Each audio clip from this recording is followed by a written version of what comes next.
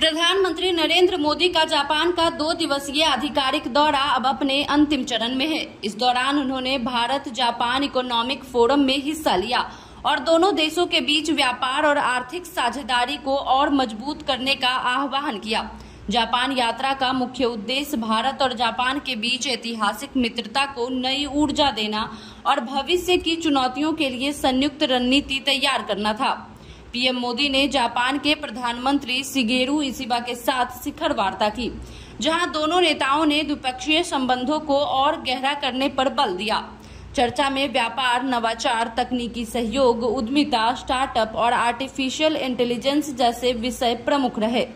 विदेश मंत्रालय के प्रवक्ता रणधीर जायसवाल ने सोशल मीडिया प्लेटफॉर्म एक्स पर जानकारी दी कि इस यात्रा में कई अहम समझौतों पर सहमति बनी है, जिसे पीएम मोदी ने भी साझा कर खुशी जाहिर की।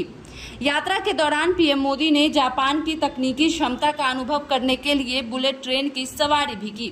उन्होंने जापान के प्रधानमंत्री शिगेरू इशिबा के साथ बुलेट ट्रेन से सेंडई की ओर यात्रा की और इसकी तस्वीरें सोशल मीडिया पर साझा की।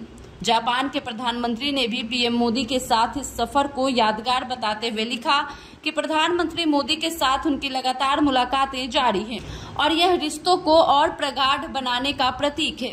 पीएम मोदी ने जापान के 16 प्रांतों के राज्यपालों से भी मुलाकात की। इस मुलाकात में राज्य प्रांत सहयोग की नई पहल शुरू करने पर सहमति बनी है। उन्होंने कहा कि यह पहल भारत जापान मैत्री को नई ऊंचाई पर ले जाएगी। व्यापार, नवाचार, उद्यमिता, स्टार्टअप तकनीक और कृत्रिम बुद्धिमत्ता यानी आर्टिफिशियल इंटेलिजेंस जैसे क्षेत्रों में दोनों देशों के बीच सहयोग की अपार संभावनाएं मौजूद हैं। इसके अलावा प्रधानमंत्री ने टोक्यो में ट्रेनिंग ले रहे भारतीय ट्रेन ड्राइवरों से भी मुलाकात की और उनके साथ तस्वीरें साझा की। उन्होंने अपने प्रयासों की सराहना करते हुए कहा कि जापान में सीखने का उनका अनुभव भारत के लिए अमूल्य योगदान साबित होगा। आज अपने दौरे के अंतिम दिन PM Modi Tokyo electron factory का दौरा करेंगे और इसके बाद जापान के प्रधानमंत्री शिगेरू इशिबा की ओर से आयोजित विशेष लंच में शामिल होंगे। इसके तुरंत बाद प्रधानमंत्री नरेंद्र मोदी जापान से चीन के तियानजिन शहर के लिए रवाना होंगे। वहां वह 31 अगस्त और 1 सितंबर को आयोजित होने वाले शंघाई सहयोग संगठन यानी SCO शिखर सम्मेलन में हिस्सा लेंगे। इस सम्मेलन में कई अहम अंतर्राष्ट्रीय मुद्दों पर चर्चा होगी और पीएम मोदी की मौजूदगी भारत की भूमिका को और मजबूत बनाने वाली है।